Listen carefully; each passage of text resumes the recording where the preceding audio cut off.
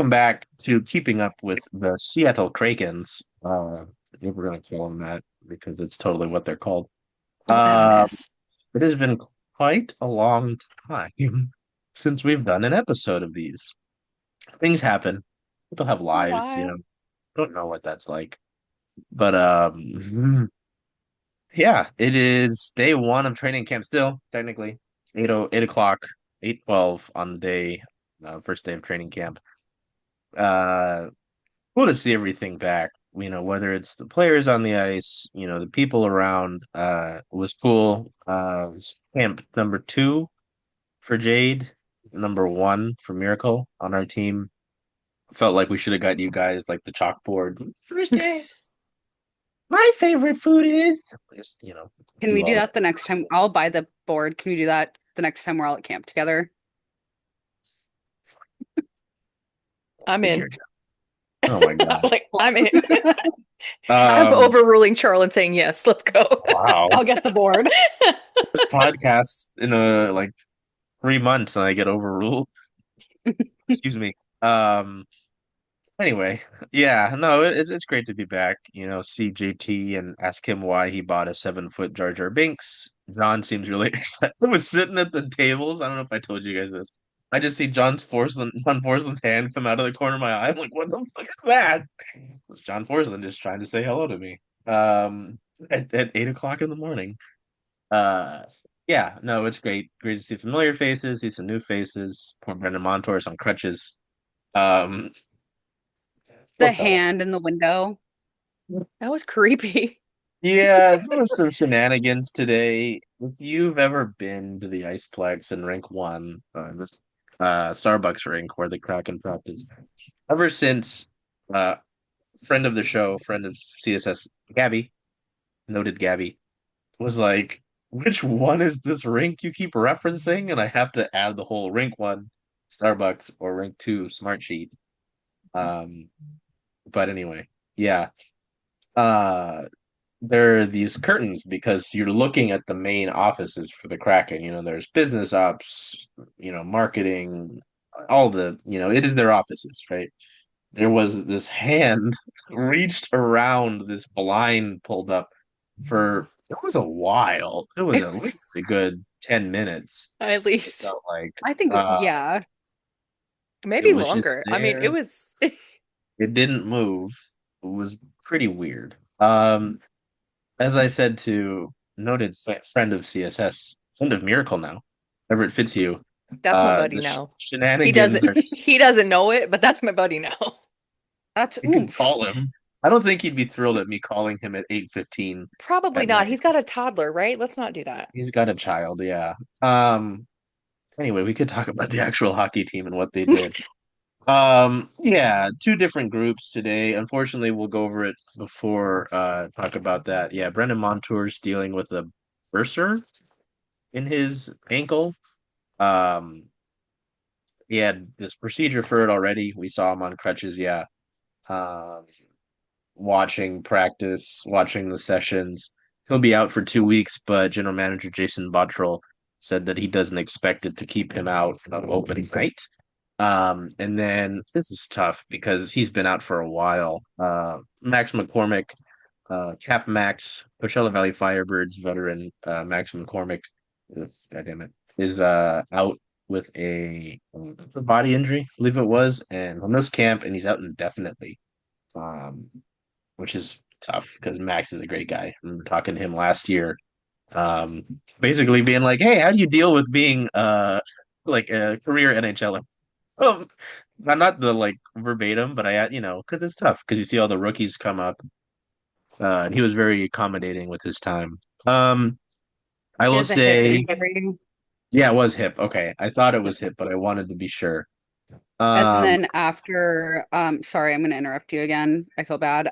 After camp, oh the yes, Kraken PR tweeted that Leighton Road, that's how you say it, right? Road yeah, yeah, is expected to be out for approximately 2 months with an upper body injury. And then Nathan, I butcher this every Villeneuve. time. Yep, I want to say like I want to add extra. sounds, is out with a lower body injury and pending further evaluation. Not good. So that's the injury update. Hockey's back. So Injury back. updates. Yeah, pretty much. I think Rhodes suffered the injury actually during the um prospect showcase on last Sunday against the Canucks prospects. I think he left after the first period or during the first period, which isn't great. Lane Rhodes fun. He's a fun story. Then Villeneuve, yeah, kind of saw him hanging out in street clothes, and I was like, weird. Why are you doing that? So, we'll get it started with some thoughts. I guess that is the whole thing of a podcast. I hate to be mean and start out mean, but there was some fans are like pretty strongly riding this idea that when fully healthy, of course, when injured, it makes sense. But when fully healthy, Matt Murray is your backup goaltender for this team, behind Joey Decord. Uh, and there was one I almost said folk. Mhm. I One mean, folk. One singular folk. it's the singular I of that give no word. folks.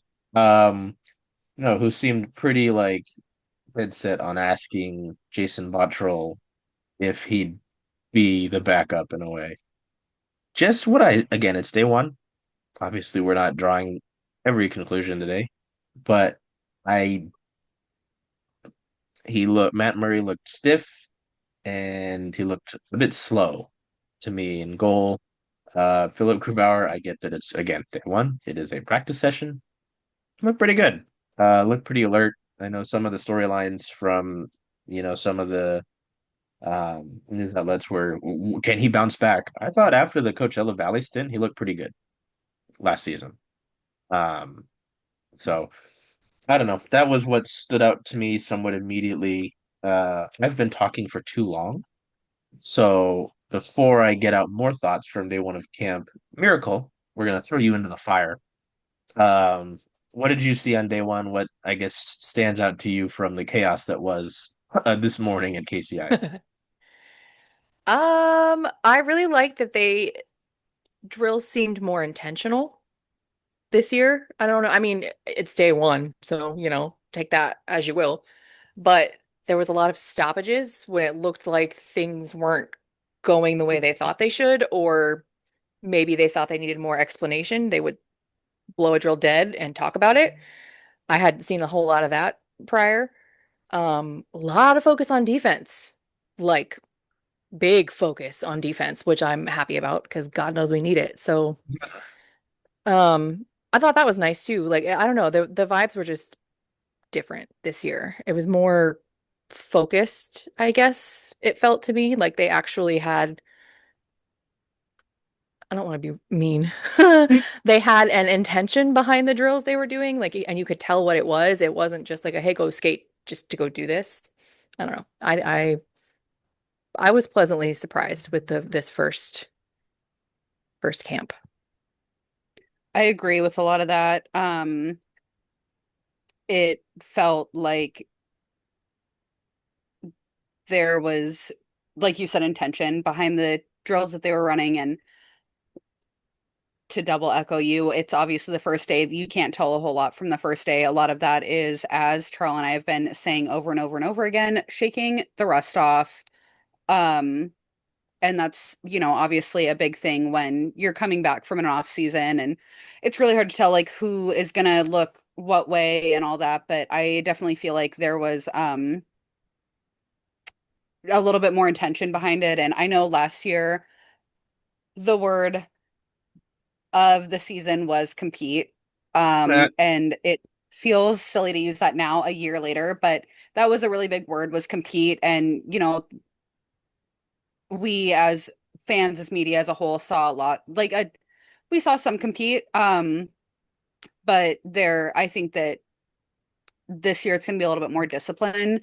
And I liked that you could tell that Lane Lambert, the head coach, was, putting himself in charge. He was being really vocal, and you could Yeah. hear, He was obviously not loud. word for word what he was saying, but you could hear a lot of what he was saying when you're standing behind the glass and that can be kind of hard to hear that kind of stuff because you have a whole wall of glass separating you. You usually have half a sheet of ice separating you, and it was pretty clear what he was saying. And also, like you said, blowing the plays dead and regrouping and no, that didn't work. No, here's why it didn't work. And there were a handful of times where you saw him do that, and then the two players would stop in front of him and not argue, well, I mean, maybe argue. It didn't really look like arguing specifically, but like, kind of go back and forth and like he would explain why that wasn't working. And then I noticed a handful of times he would yell out to the whole group, like, this is why this isn't working. This is what we're not going to do. This is what we're going to do instead. Like, this is, the goal here. And so I think that instilled a little bit more confidence in me than I had walking into a Lane Lambert coach team at 8:30 this morning. Yeah. Yeah, I Yeah. definitely left feeling more, sorry, didn't mean to cut you off, but I'm just agreeing with Jade. I left feeling more, oh, okay, than I did going in. So, Hmm. Yeah, no, no, no. I mean, that's like that was a big thing, and I was thinking about this on the way home. Um, I think I put in my storylines, I was like, hey, so what does the Lane Lambert era look like immediately? Right? Because last year, people, we saw Dan getting down and actually blocking shots, getting really involved in the drills and such. But it does seem like, at least from a few people I've talked to, Kat, that yeah. um, things will be a little bit less, not lackadaisical per se, but they will, like, structure is the big word I've really heard used around this team.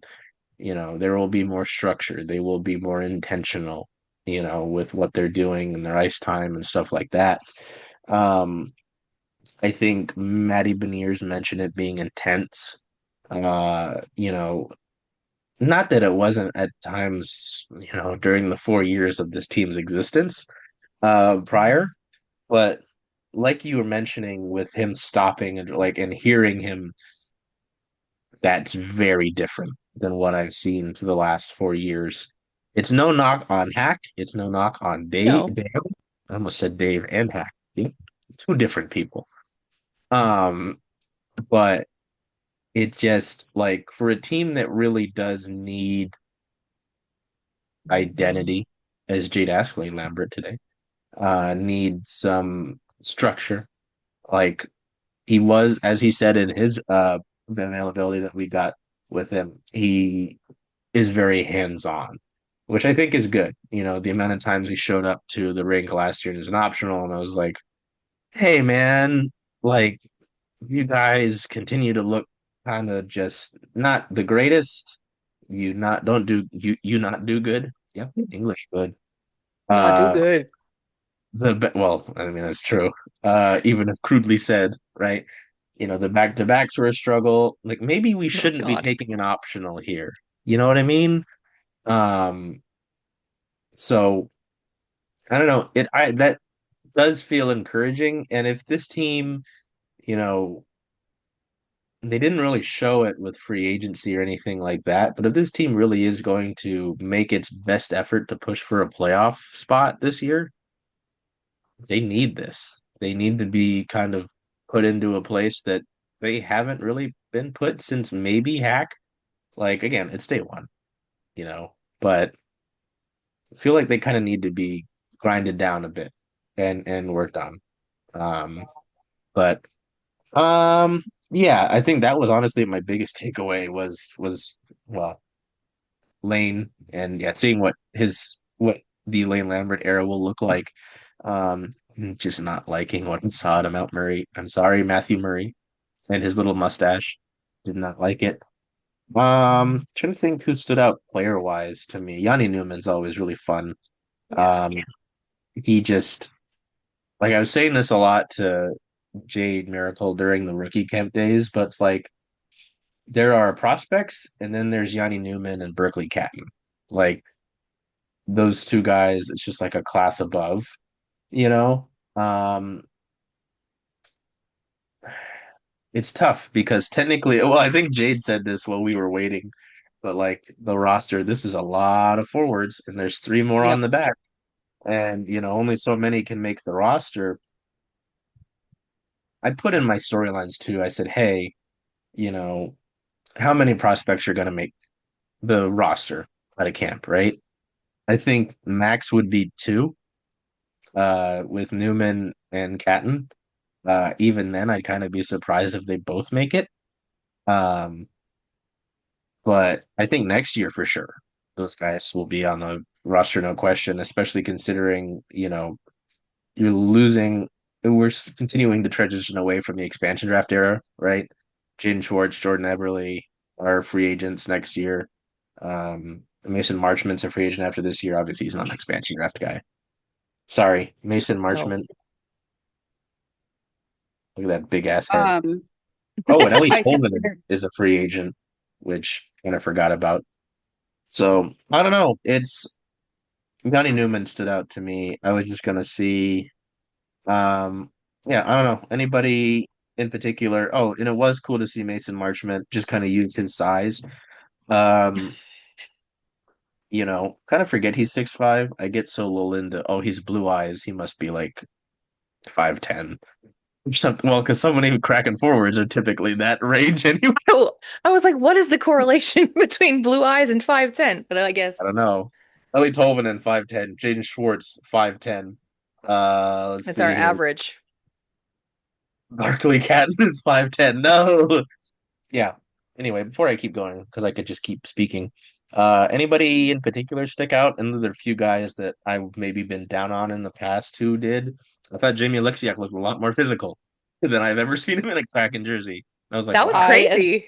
yeah, I agree that he looked a lot more physical. There wasn't anybody like super specific that stuck out. Again, it's day one. It's really hard to tell. Like, a lot of these guys, it seems like with this being my second training camp that I've been to, it seems like a lot of the guys put their best foot forward on day one and then kind of fall off as training camp goes on and as the season goes on and all that. And I can't remember who we were talking to save my life. But he was saying that oh my God, it was talking about Vince Dunn and he could take Dunn's spot, and I can't remember the player or Oh, the media person, but I kind of agree I'm with that. telling Everett you said that. Was it Ooh, Everett? yes. It Oh, was I got about my Blake time Fiddler. frames mixed up on like who was sitting in front of us. Yeah, no. Um, really quickly on Fiddler, he's interesting. I do think like of this defenseman crop, right? Of the prospects. Yeah. Everett was saying that Blake Fiddler is probably your best one right now, and I'd be hard pressed to disagree. I really love Ty Nelson. Obviously, the question is his size, not width, because he's as Miracle saw today, he's a thick boy. He's Um, solid. he's built like a mini fridge. You can't knock Yes. that kid over, man. 2004 birthday, by the way. Okay. Shut up. Ugh, But yeah, I that's the mean, worst thing I've heard all day. there's not a bad crop. Like Dugnout's fun. Hamill looks good in game situations. Um, Dragasevich had a down year. Caden Price is okay. Viliata Navina's got big size. Will Reynolds, who they drafted this past draft, pretty big. Out of the Q, 2MJHL. Blake Fiddler's got great size. I think the only thing is, oh God, 2007 birthday. Um, When great I size. He's got graduated to high work on school. his skating. But otherwise, whatever it was saying is that he will probably be an NHL ready defenseman sooner rather than later. Yeah, and I don't disagree with that, especially after seeing him in a couple different um, a camp situation, a prospect showcase situation. I know that's obviously a game, but it's not like a game where like anything at all matters. It's just kind of a let's go show off our skills. But I agree that he is probably going to be one of the more ready defensemen sooner, and so he has kind of stuck out to me. I have been keeping my eyes on like a couple different guys that I've just been following them as they've been major juniors and then drafted and then now in all these different development systems. So I always tend to watch for the guys that I personally follow, but there wasn't anybody super specific that like really, really stood out that like, yeah, you're certainly making camp or you're certainly making the team after camp. Miracle, anybody stand out to you? I'm looking at the this is bad. I'm looking at the roster. I'm like, who is there? No, Who are these men? I always like watching Ty Nelson. I think he's just fun to watch. Like he's fast as fuck and just solid. Like he's just I don't know. And he was not going easy today. They were all like beating the crap out of each other. I'm like, it's day one. Why? Okay, I guess. And He is fun. obviously, it was fun to see Mush on the ice. He skates so weird. I didn't realize how, like, I mean that as a compliment. He just has the weirdest skating style, and he's just limbs everywhere. And I was like, oh, okay. I mean, it works for you, whatever. But it was really fun to see that in person. Other than that, I mean, there are a lot of them that were fun to watch, but nobody that I agree with Jade. Nobody that I'm like, oh yeah, they're gonna be right out of camp on the on Even then, the it's kind of hard to roster. decide, like, be who's gonna be the first call up when there's an injury, who's gonna, kind of take a place because s- you, rookie camp in one day and it's kind of hard to decide that. And then on top of that, it seems like um they've all kind of looked pretty equal. Obviously, the NHL players are at a higher level, and you can see that in their skating and in their movements and their speed and how they're using their bodies in all of these different scenarios. But all of the younger guys, it just kind of seems like they're all pretty equal right now, in my opinion. And I'm hoping to see a little bit of a change as camp goes on, where it's more of a distinct, like, okay, yeah, you're probably going to spend another year in the CHL or Mm, AHL or, wherever you're going to play. And then maybe next year will be a better chance for you to get some NHL time.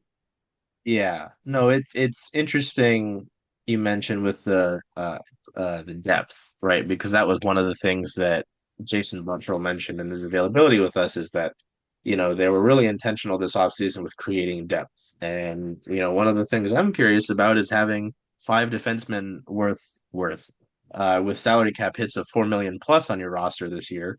I guess that's depth, you know. But and I wonder, hey, how long is this going to last? Because yeah, I mean, you talk about depth and who's the first guy that gets called up, from the AHL in that regard. Vilja Tavainen's got great size and he looked pretty solid when he got called up. Gustav Olofsson spent time at the NHL level as well. Um, who was it? Was it one of you? Was like, who is he? Uh, about Olofsson? I think it was Jade. Um, Oh Was yeah, it because Olofsson? he's a camp invite was what I was looking at, and you were like, "What That's not contract who is I was he on?" looking at. I was looking at LaFontaine when I asked that. Oh, oops. Yeah. Oh, yeah, he's also a camp invite. The That's point why. still stands though. Both camp invites. Um, yeah. To go back to Nelson, he's really fun. I mean, if you watched him, with oh shoot, like, who was the CHL team? Totally forgot. Totally forgot. He North was North North Bay Bay. Battalion. Yes, thank you. I got to remember the little army man. Thank you. Got a great shot, got a great personality. He's got a good frame about him. If he was like 6 foot, he would be a really highly regarded prospect. But Which Hmm. is 5'9". that's annoying to Hey, me. I hate that. I it's mean, tough. I get it, but I hate that for him. Um, I believe in him. If anybody who's watched our Kraken coverage consistently knows how I feel about Ty Nelson. Um, in Hamill, I feel like, yeah, probably spends more time in Everett this year. Fiddler will probably go back to the OHL for at least another year and then go to CV. Dragasevich certainly could use another year in the WHL after the season he had, but hey, at least in that department, forwards wise, things get interesting because you go into the depth, right? And I feel like you've got forwards for different situations. If you need someone to be an asshole, instead of doing that going forward, instead of like the instigator role or the tough guy, I'm gonna call them an asshole.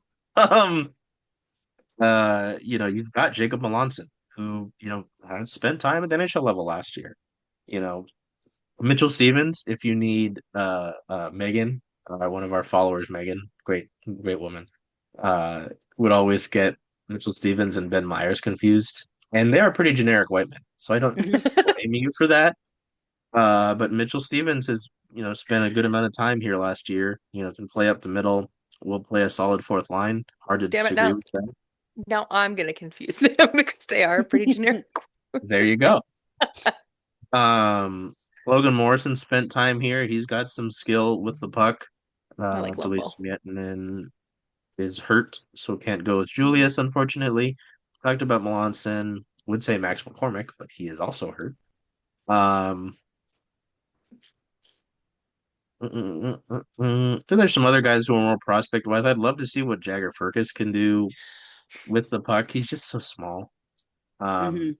and I know Jordan Eberle was talking about it about Berkeley Catton in this regard in terms of size, but Jordan Eberle was asked about maybe giving Berkeley Catton some advice.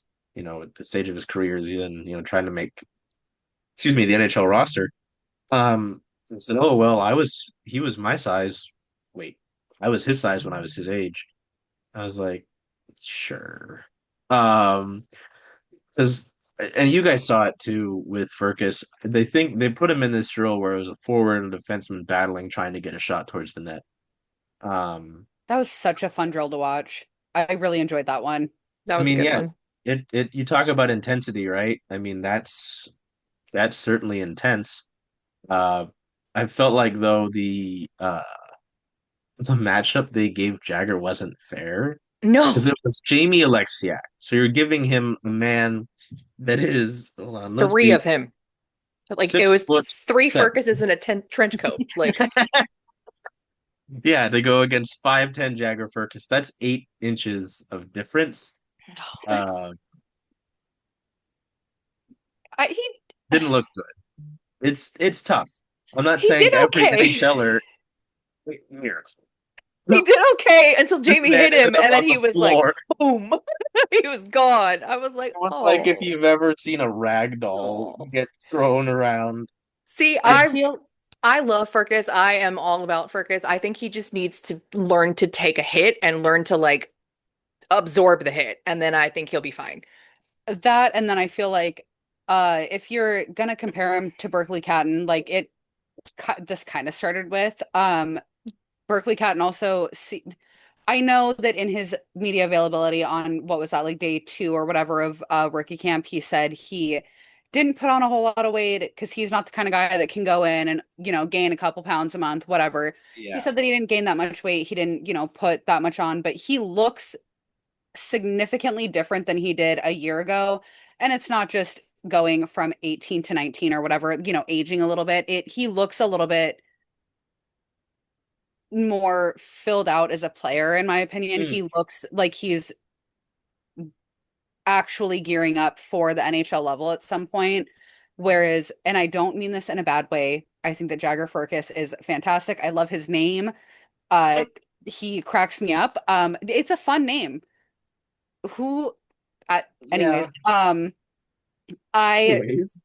don't think that he is trending in the same way as somebody like Berkeley Catton is, where, they're pretty, I don't even know if similar in the skill level is fair to say, but like, they're both smaller guys that have the potential to get to the NHL level. I think that Berkeley Catton is certainly trending a little bit quicker than Jagger For Firkus, and sure. that's not a bad thing, but I think that if there's going to be a comparison, it's going to be Berkeley hitting actual Kraken ice before Jagger Firkus does, Yeah. like at Yeah, a consistent level. I think Furcus is he's gonna take a little longer. He's gonna be a little bit of a late bloomer to get there, but I think when he gets there, he's gonna really be fun and amazing to watch. It's just gonna take him a little bit longer, I think. And what's interesting about that is, as someone who's mentally ill, right? Um, I would always like and enjoy looking at the WHL like score leaders, right?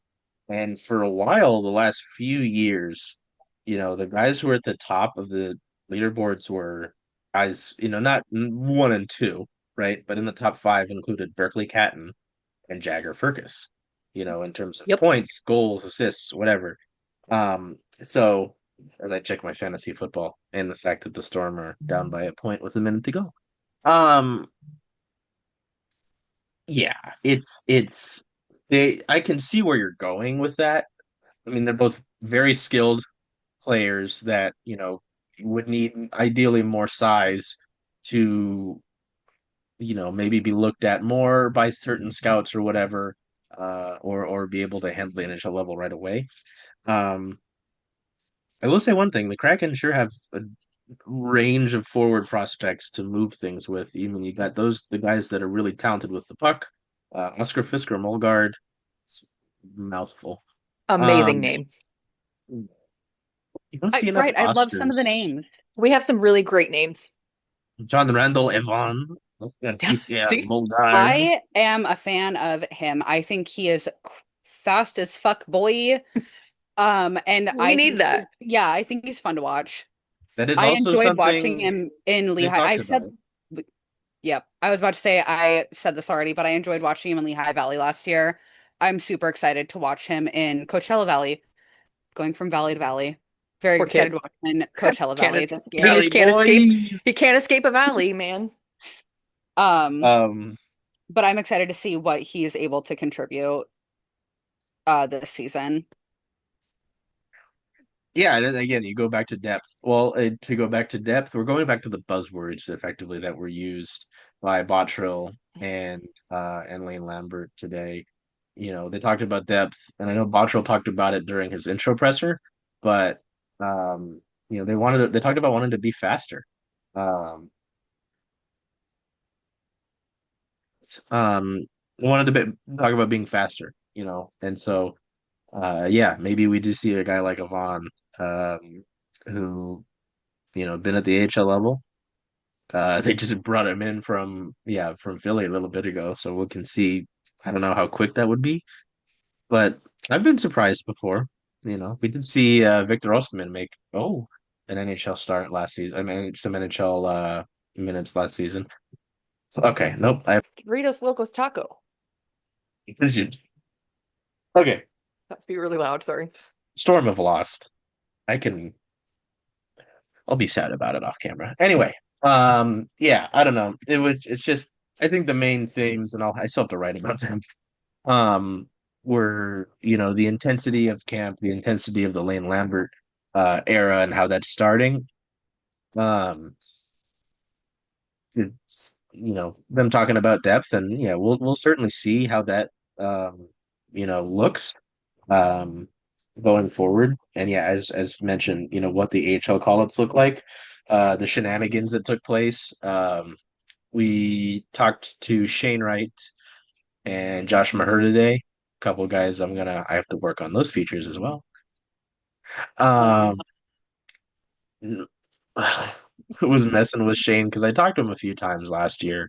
I talked to him after the PWHL game here in Seattle, the takeover tour game. I can finally reference all the pucks I have near me.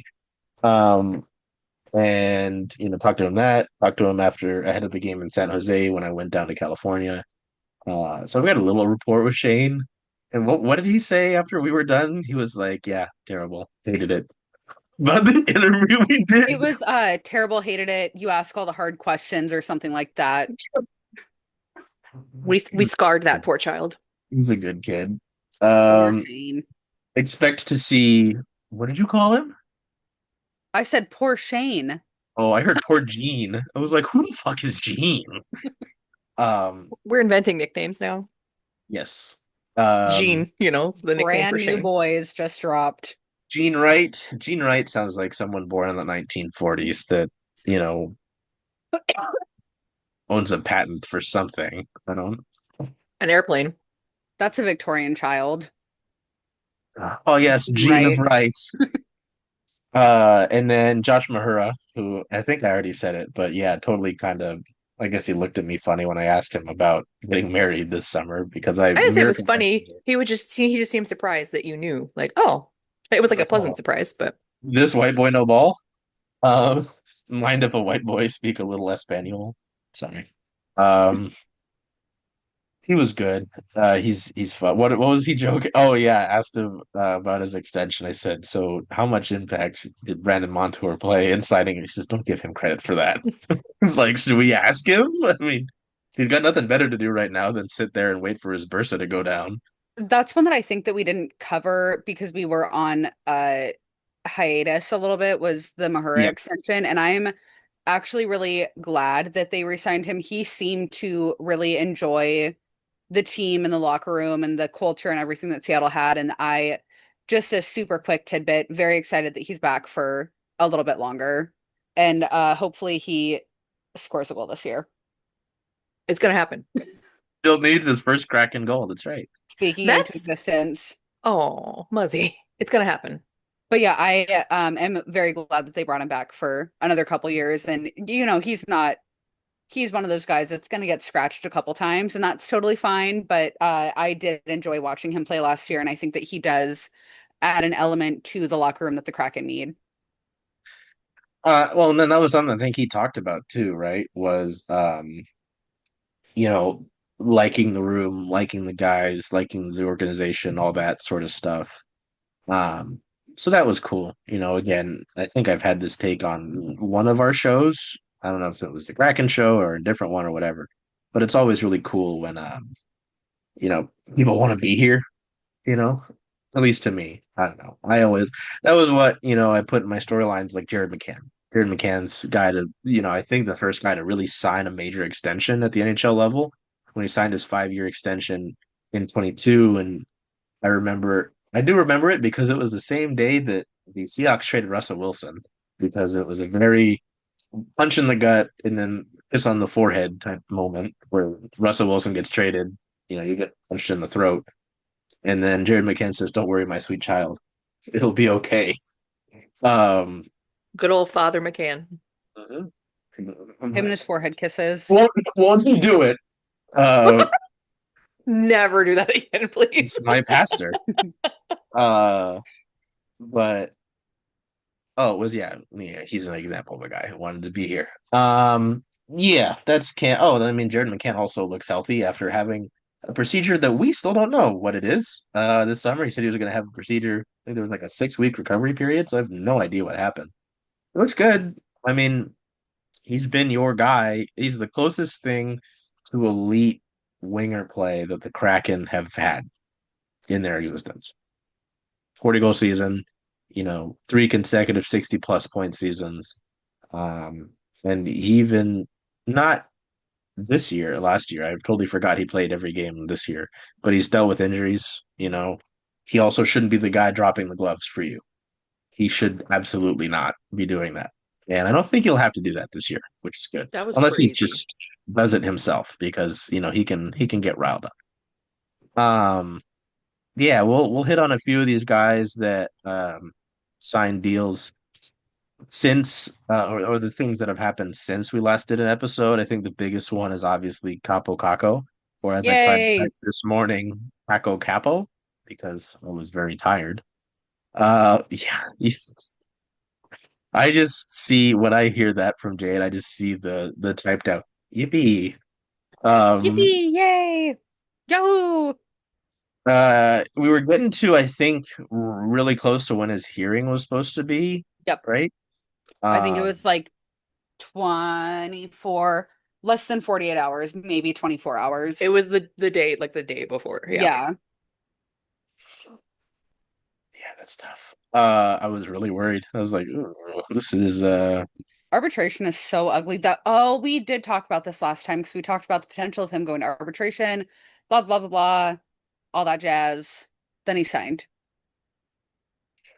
um yeah, I got that locked down. 3-year deal, 4.525 AAV. Not bad. I mean, he'll become a free agent again in 2028. He'll be 27, so certainly sets him up for another potentially big payday.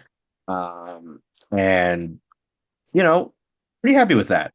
Can't complain for a guy who, is 24. That's so crazy. That man Me, is not 24. There's no way. He's Kiko huge. Kako, I'm same telling you, the same fins athletic are build. big. I was shocked at how big the fins were today. I was like, wait a minute. They No. Jamie Alexiak, small, miniature in my eye, Oliver sized. The fins, gigantic, Jack and the Beanstalk. They were like parading Fully, by, and I'm just like, yeah. whoa, okay. they eat their Wheaties in Finland or whatever the Apparently. Finnish version of Wheaties is. Um, yeah, no, pretty happy with that. I don't think you can be too upset, especially for a guy. I think I can find it. I think Curtis Isaki with NHL, I mean NHL with Sound of Hockey. I almost said Darren Brown and Sound of Hockey. I almost said Brown Hockey. That's not right. Um, I had a great graph earlier in the offseason that showed like Matty Beniers' point total or goal total totally skyrocket as soon as Capo Caco. I know what you're talking about, and I cannot remember who tweeted it. I think it was It might have been John Barr. I think it was John Barr. I I included how many goals he got after Capo came, and I don't, in the article I wrote, and I don't remember. I want to say 24 points or something like that. I don't remember what it was. It's 24 something, unless I'm pulling that out of my, You're what? I didn't finish it. I said out of my, and then I stopped. I don't Uh, um remember. it went up for sure. I do Uh, agree that Capo unlocked Maddie's potential again. it was something I was thinking about asking Maddie when we got him. I was gonna be like, "Hey, so you know, how happy are you that you're getting this guy back? You know, um, considering, yeah, how much of a role he played in your point and uptick. I Uh, have thoughts on that for the hopefully upcoming Capo Caco piece that I'm gonna do. So I guess there's a you're putting this out there surprise. to hold yourself accountable. Yeah, basically. I've done that For real before. this time. I'm not just gonna talk to you about it. I'm gonna make myself do it. For real Um, this time. That's my life motto. for reals, For real. uh, yeah, pretty modest AAV, pretty close to what was projected for him. Uh, gives them a uh the only people that are mad about that. I'm going through the old comments now were New York people, so who cares? Yeah, well, Um, and now he's you got know, his best buddy, so they're The New fine. York people were also very upset in a sad way, not an angry way, about that picture today. And I feel bad, but also, It was real cute. yeah, It was which a one? very little besties. in the at the end of practice when they were stretching in the circle, Lindgren and Kaplo and Clausen Lindgren. were, yeah, Did they They had a they moment. oh, They were just chatting and stretching next to each other, and it was just who sweet. posted this? me, Jade, Oh, that's right, that's right, that's right, that's right, that's right. I was like, what are we talking about? Jade Erasure. Hello? Anyways, it was very cute, and a few Rangers fans were a little bit bummed. But also, Yeah, okay, good now I for see it. Seattle. I'm so normal about this, probably talking about how bad the Rangers or damn, okay.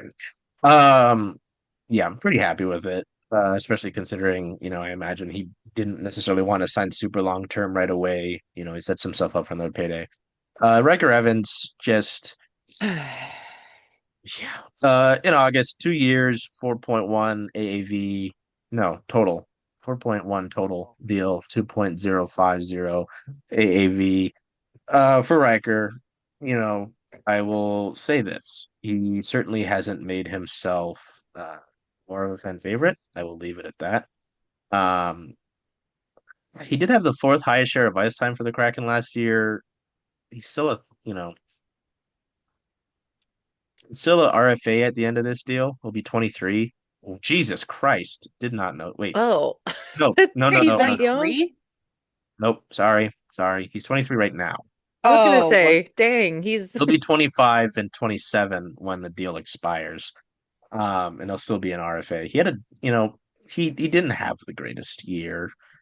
Um, he was largely regarded as the best defenseman prospect that they had, one of the first defenseman prospects that they had, to be fair.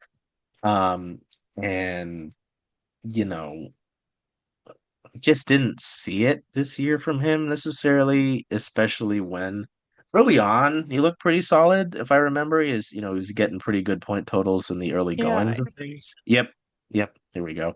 I And agree.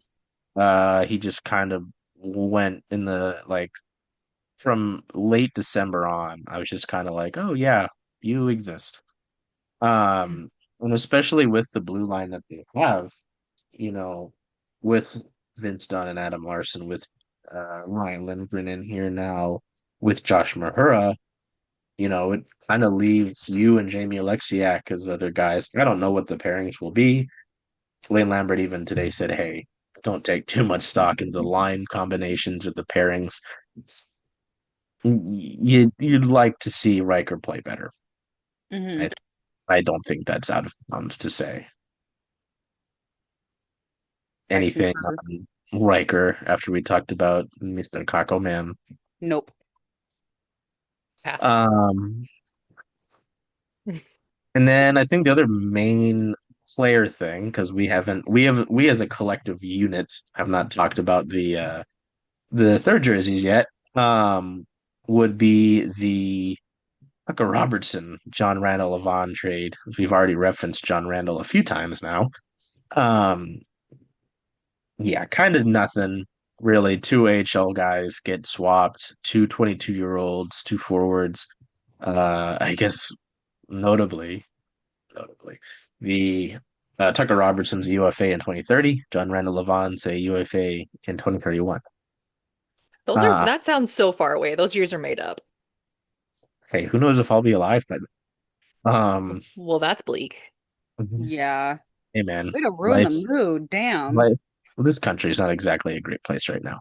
Well, Yeah, Um, well, that's Tucker Robertson has kind of struggled for really his time at the AHL level, so much to the point where, we would have Peterborough Pete's fans, the OHL team that Tucker called home, asking for him back because of how he wasn't getting playing time. He did get to spend some time last year, no, sorry, 2 years ago with the Kansas City Mavericks. Played 38 games with the Firebirds last year, 9 points across 38 games. Did play three playoff games, went scoreless. Um, he just hasn't necessarily been able to make the jump at the AHL level from what we saw at Peterborough. 41 goal season, 21-22, 36 goals in 22-23, point totals of 81 to 90. And then, 39 games with the Firebirds in 23-24, 10 points total, six goals. Um, and then, yeah, what I mentioned with the Firebirds. So, hey, best of luck to him. Seemed like a good guy. Never really was able to interact with him. Vaughn will be interesting. I know Jade's mentioned his speed a little bit. He'd been already at the AHL level with the Lehigh Valley Phantoms, if I remember the hmm Fire yes, Flyers affiliate off the top of my head. correct. He's also a Peterborough guy. He was born in Peterborough. It's That's kind of so funny. funny to me. He's They also a Pete's. were, I think they were teammates, yeah, teammates, captain, co-captain. alternates. Yep. Yep. A That little better point totals in the AHL the last few years for Ravon. More games though, 65 games in 23-24, 18 points, 9 goals, 9 assists. And 60 games last year, 17.7 goals, 10 assists. He was So a fan favorite for every single Lehigh Valley fan that I know. All of them were crashing out a little bit, and this isn't me talking shit. All of them were crashing out a little bit on about him leaving. So I think that that is perhaps a good thing for Seattle. I think that just getting in general some fan favorites again is a positive. yeah, I agree. It's good for uh morale. Yep. it would be interesting to I think I talked about it on our little things we do.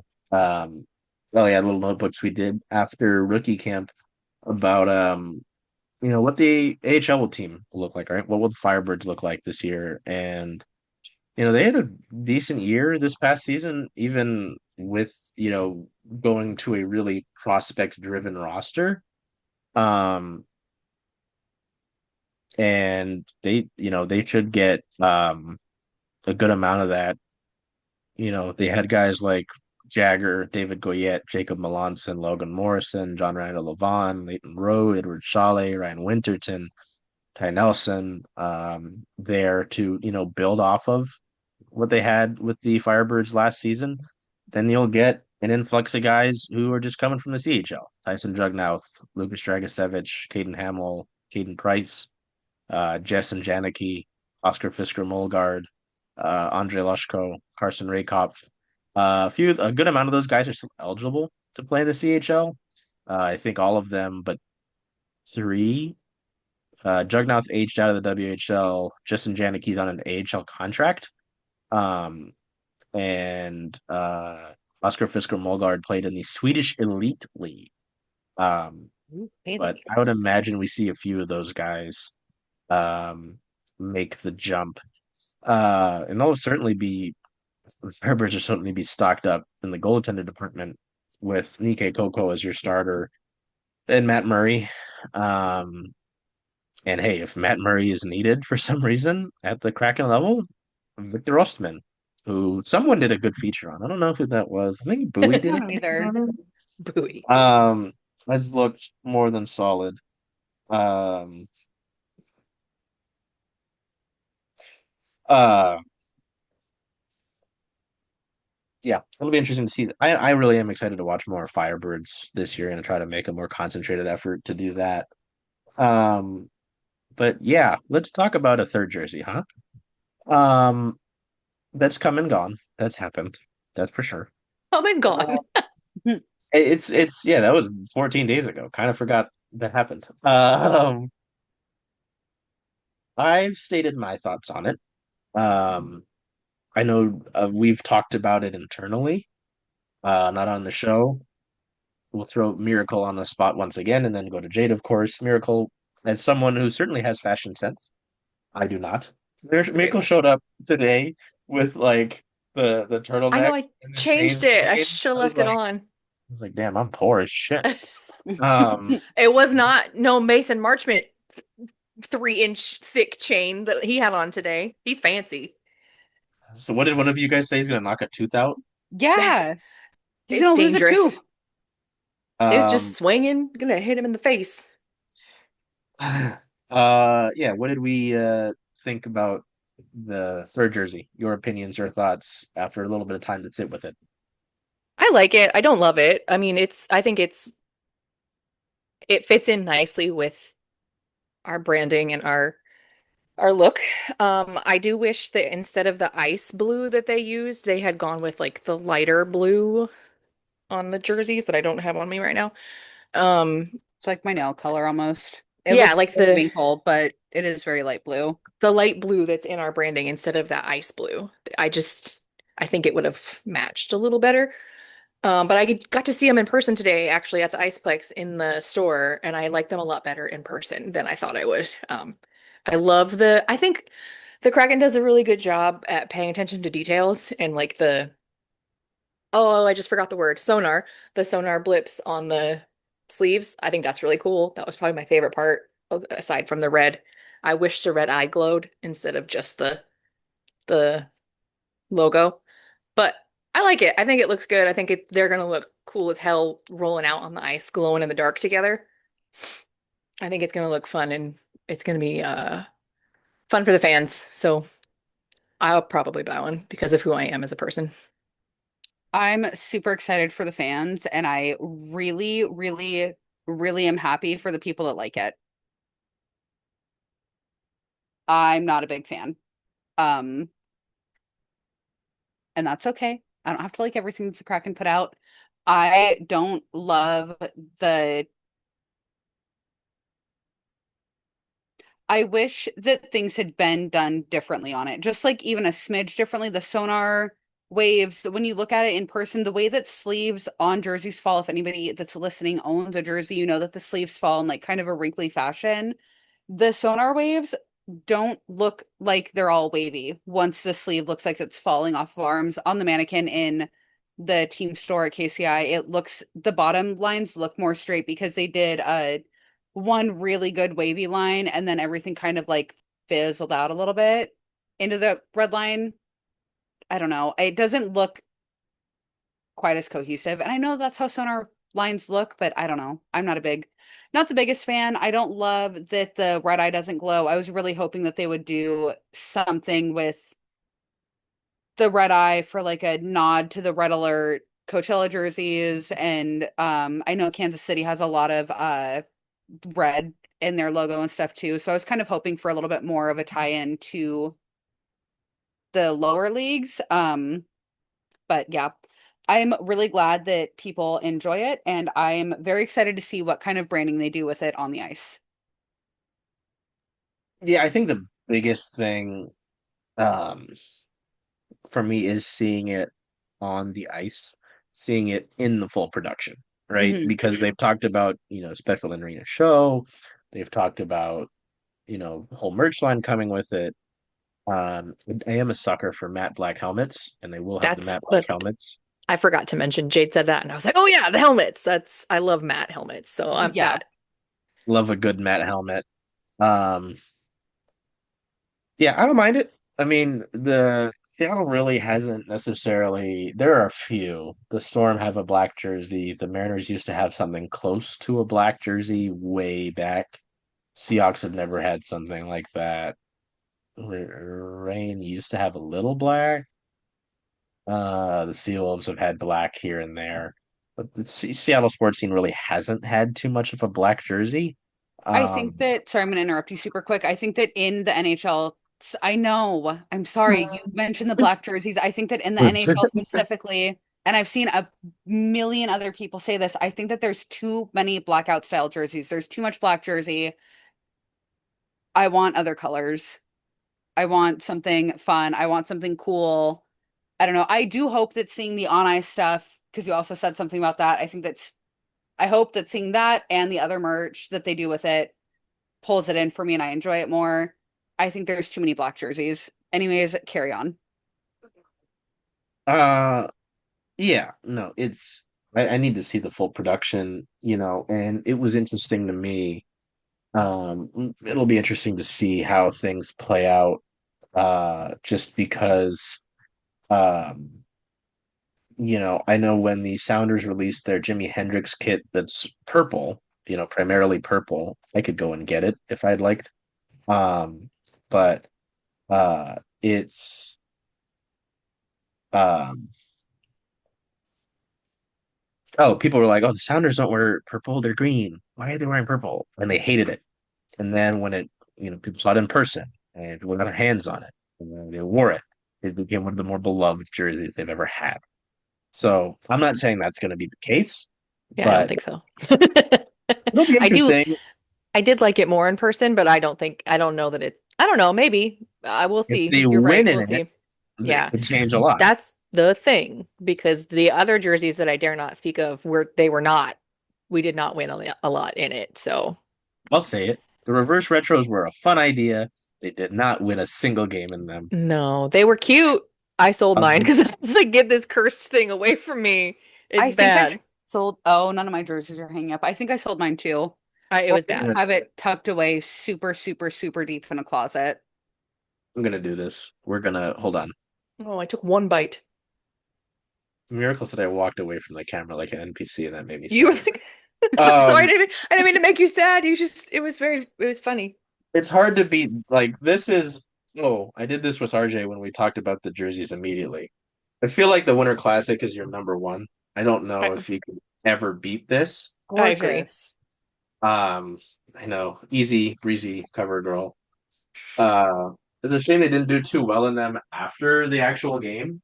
It's fine. But Um, just we're gonna the cling on to reverse that retros, shutout. yeah, that they, I don't know, I don't mind the ice blue. It was kind of a lot.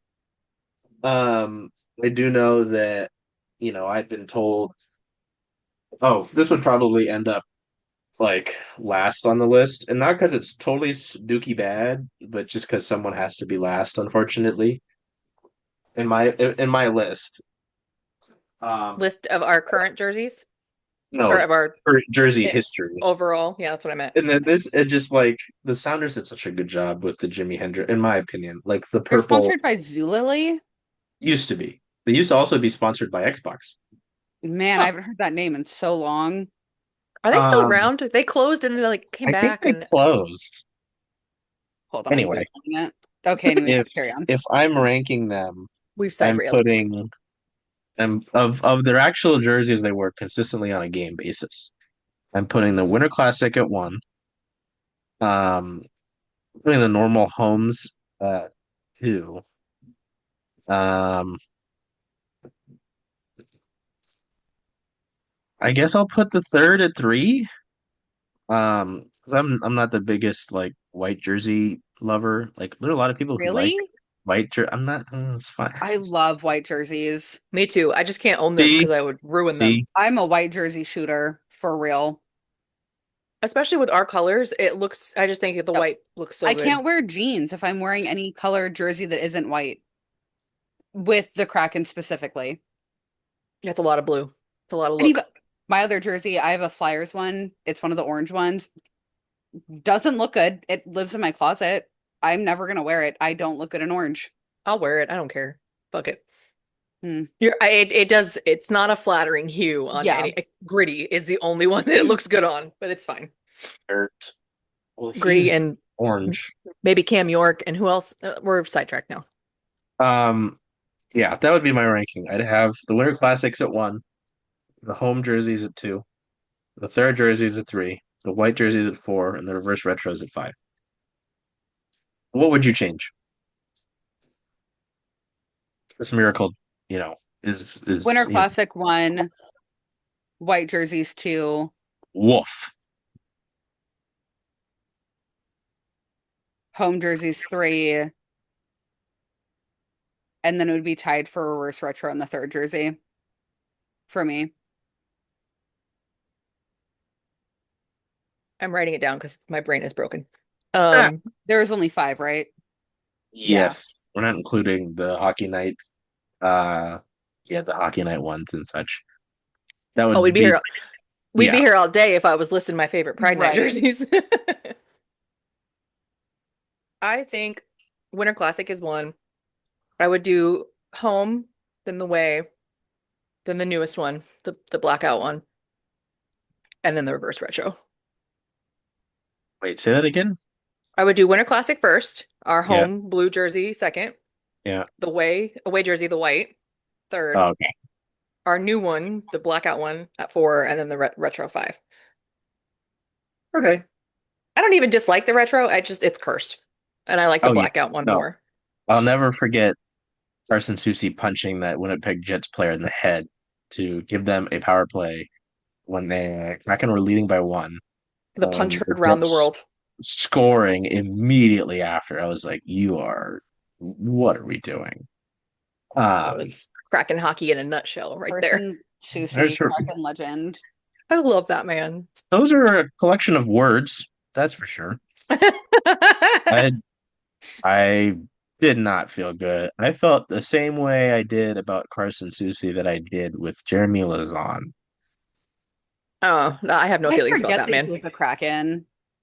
I like Hmm? Susie. Man, there's been so much history. So many players. 5 years. Which is He said crazy. Any Yeah. of them? Vanderbeck, Kraken legend. We have chewed up and spit out players in our 5 years, man. You remember Victor Rask? No. To be fair, I've See? only been here Vaguely. 3 years, so Victor Rask. Uh, We are so far off topic. it's fine. I mean, I'm that's kind of eating. what It's fine. podcasts are anyway. Um, now I'm kind of like interested going into the franchise history. I guess one of the big thing. Oh no, we'll share. I like doing this, with the show because it can kind of take you, um, the fans behind the curtain, so to say, and you want to do that, right? I think it's with this market, there's a lot of great coverage. We regularly have um the Emerald City Hockey guys on the show. Typically, RJ Dylan keeps asking me to come on, and we'll work on that. Um, You are a Dylan hater. no, he is like my annoying older brother. I know. Emphasis on the older part. Unk. Watch it. Um, I didn't say anything about you. How old is Dylan? The same age as Matt Exactly. Murray. And I'm probably older than Matt Murray, so Matt Murray is 31. Oh, yeah. Oops. What does that make you, Unket, instead of Unk? I don't know. Somebody called me Unc the other day, and I was like, "Oh, Ethan, Ethan." I think it was Ethan who called me Unc. Of I Well, course was it was like, Ethan. I yeah. I mean, Ethan's hope. also a child, I think so it was affectionate. I don't know. I took it as a compliment. Whatever. wow, Will Borgen is 10th on the all-time Kraken games played list. We need to get to this season. Jesus. R.I.P. R.I.P. Borgie. somebody put those players on the ice right now. Um, what was I gonna say? Oh yeah, what are you looking at in camp? I know I posted my storylines. Like, what are you specifically looking to see, out of this group of guys, or if it's from the group, Obviously it's really gonna be interesting to see. Oh no, I was gonna talk about pulling this curtain back before I got lost calling you Unk. Was sitting there waiting for Josh Mahura and PR. I won't name PR people. I feel like that might be weird. Um, Came out to me and said two things. We're getting Muzz. Secondly, Joey says, this is Joey DeCord, by the way. Joey says Arsenal sucks and that I'm blowing his texts up, which the only times I've texted Joey this summer, no, that's a lie. There's another one, but that's a special project. Are to tell him that Manchester United sucks. It's the Premier League soccer, if you're not aware. And I was talking shit to him during rookie camp because the goal came off of its pegs and he was really struggling to put it back on. So as Jade saw, I just sent him a video of him trying to put it back on. I said, "Do you need some help there, bud?" And he texted me, he goes, "I haven't even seen you yet, and I'm already tired of your nonsense." Um, I think I would have but blocked you if you sent me a video of me struggling at doing anything. I shenanigans would are in probably full force. cried. You have to Yeah, I would remember, have cried and then blocked you. So, this is the same guy who, once I found out his who he supports in soccer, I came in the next day, and as soon as I walked into the locker room, he was ready to fight. He was like, "You gonna talk some more shit today?" I was like, "Please calm down, sir. Your heart rate is getting way too high for just now seeing me." Um, he was ready. that's Joey DeCord, man. I haven't even seen him yet, and he had the message delivered to me, It was and very funny. I like that he knew that you were there and waiting to hear this message. he probably heard me. I think one of you guys said that about my voice today or something. I think that was when it was Grubauer on the ice. Oh Yeah. yeah, and I was like, I wonder if he can hear me. And then I Goobert. said, yes, because your voice carries. Then he said, what does that mean? And I said, you're loud and your voice carries, but not in a bad way. And he said, "What does that mean?" Asshole. Play by play with Um, Jade. Pretty much. Yeah. What are you looking at storyline wise? I'd love to see, who I guess of the non-NHL guys stands out from the blue line. Again, I talked about it. I think Blake Fiddler is your best defenseman prospect. Who stands out? Does Ty Nelson have, a leg up on guys? Um, Forward eyes would love to see, yeah, how much more they go to the net this year because you've got. I know isn't necessarily his like game to stand at the net, but Capo brings you that size and has been net front. He at least drives to the net as well. Mason Marchment is going to be a guy that does that. John Hayden's not afraid to do it. Like, do we see it more generally from the rest of the guys who aren't as big? Stuff like that. Um, and I would really love to see Yanni Newman make the team because you know, Jade heard it several times when he was up here. Uh, really was impressed with what he was able to do at the NHL level. Didn't look overwhelmed, you know, just he looked like he Who? belonged. Yanni Newman. Oh, okay, that's what I thought. You said my computer cut out though for a second. Um, nope, I lost it. It's gone. My memory. There it goes. Yep, That's how mine is too. It's into the fine. wind. Either of you, any other storyline that what you're watching for? Oh, we lost Jade. Okay. No. Jade's It'll like come back. in the wind right now. I don't No, I feel like I the storyline that I have is seeing what Fiddler can do at the NHL level long term and then or going forward and then I am super super super excited to see Capo Caco for a hopefully God willing and the creek don't rise. Please Lord if you can hear me Kraken for a full season. Touch wood. Lots of fingers crossed, but I'm excited to see what he can do for a full season with Seattle, just based on the, couple months that they had him last season, whatever. Close okay, enough. yeah. Words are getting hard. Me? My Yeah. mine is more broad. I want to see, What'd you call me? yeah, you heard me. I want to see how Lambert's style fits with these guys. Like the guys that have been here longer. Mm, Because they're we heard Ebb say today that he's familiar with Lambert, but not a lot of them are. They're like the past couple of years, I don't want to say they've been more lax, but it's not been as, what did we say earlier? Intense? yeah. Focused. It Structured. hasn't been as focused and structured, in my opinion, as it was today. So I'm interested to see how that progresses and how the players adapt and fit in with that, and how or if that improves anybody's game.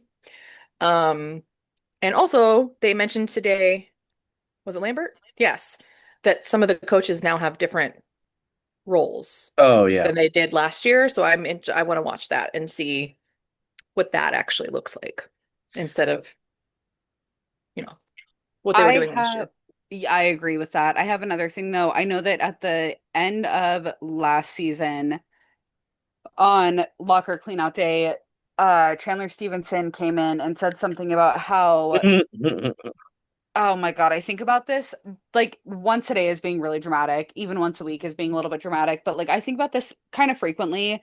Chandler Stevenson came in and said that he was so glad that Dan Bylsma was like a coach that like you could go to, you could talk to him. He treated you like a human. I really, really, really, really, really hope that Lane Lambert, for as what appears to be, disciplined and structured and rigid and all that. I hope that he gives the players the same kind of treatment because I know that I think it was either him or Jason Botterill talked about how this is a destination that players want to sign with. They want to come here and play. I really hope that that continues and that we've had our concerns collectively as the three of us about the coaching turnover. And I hope that that continues to not be a problem and that players still get treated like they're humans outside of just shooting the puck and scoring goals and assists and all that. Yeah, And I that agree. actually wraps up my thoughts, I think, for today, for real this time.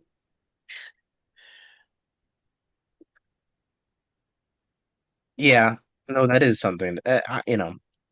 I guess put in an early vote of confidence. He does like he doesn't seem like a guy, not to use this word, but doesn't seem like a guy that's just gonna be a dickhead, you know?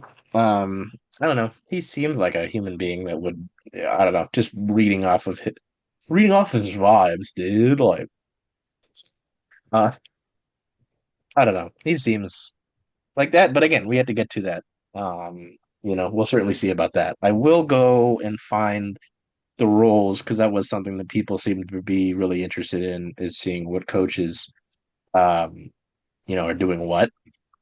As we go back here. Aaron Schneekloth will work the Amazing defense name. penalty kill, which Lane Lambert will help with.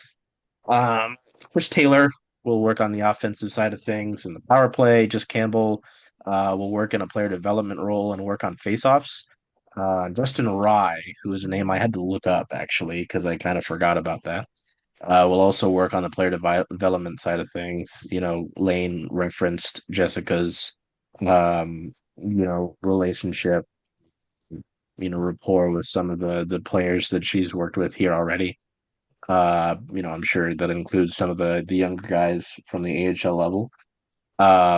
Since dating back to her time with the Firebirds. So, I mean, that makes sense. I mean, there are a lot of these folks who hopefully are the future of your franchise. And guys like Shane worked with Maddie on skating things. I know throughout last year, we'll have seen some of these other guys like John Hayden, Ty Cartier, so on and so forth. So, yeah, no, it'll be interesting. Um, I guess anything Kraken related before we close off our first episode since like July, Has it been that long? July? apparently. Oof.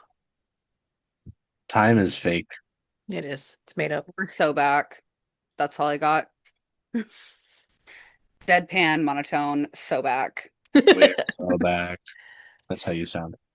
I know. Yeah. Anything? No? We good?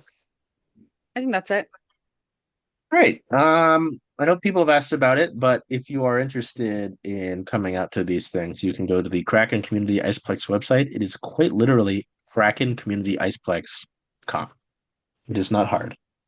Um, and you can go over to the Kraken tab on the website and go to practice viewing, and you can see the camp dates that are available to the public.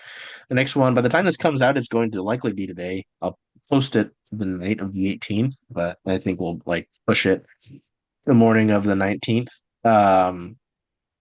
Session one lasts from 9:15 to 10:30 a.m. And session two lasts from 8:30, nope, 11:30 to 12:45 p.m. Um, that's open to the public. Sunday's open to the public. Tuesday, Wednesday, next Friday, next Sunday, Monday the 29th, and Tuesday the 30th are all open. If those dates, there's a date you're not seeing that's not open, and it's not listed, it's not open. Um, so you can follow us at Circling Seattle Sports on all your platforms to get that. So I also I don't will know. tweet the dates after this I is bet you would. posted. Well, that's important information for people. Oh, also, speaking of practices and all that, they're no longer doing the Oh yeah, line for autographs outside of KCI. What was that, like the northeast corner or something that they did it on? yeah, right They're outside not of doing it the there anymore. Directions. player They're, yeah, garage.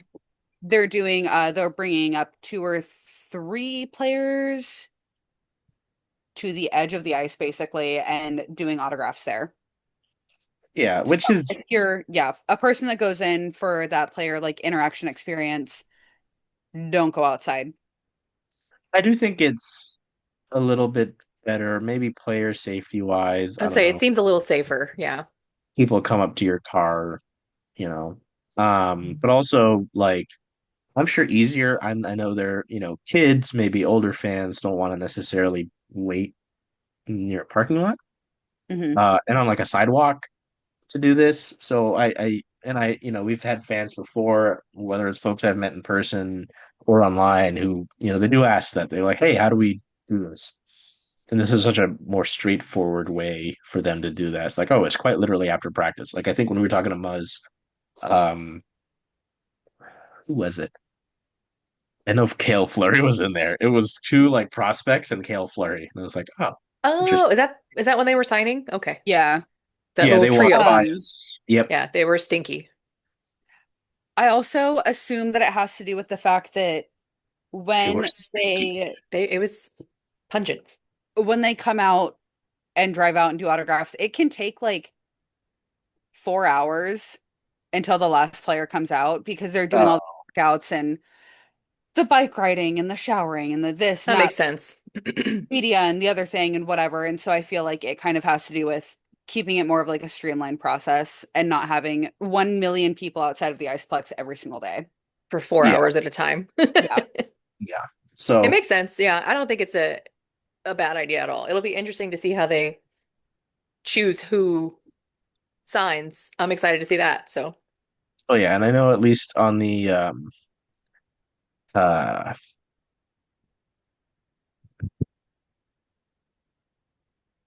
I lost my train of thought. I've exploded and gone to heaven. see, it's Uh contagious. I don't know, at least guarantees that people are going to sign because I know a good amount of them did, but it wasn't a guarantee that players would stop. I don't know. I'm sure folks will have opinions, but I don't know. I am not the Kraken organization, despite how some people tweet at me. So anyway, It's all uh, you. I did this despite you. I immediately lost my pen because I was being a jackass. Dropped it. Until we see you next time. I don't know when that'll. I imagine we'll try to do one early next week after the first preseason game. They'll play on Yippee! Sunday, Woo! 5 o'clock at the Climate Pledge of Arenas. Um, yeah. Till we see you next time. Take care of yourselves. Be well wherever you can to make today a great day. Hey, Charles. Hey, Jen. Hey.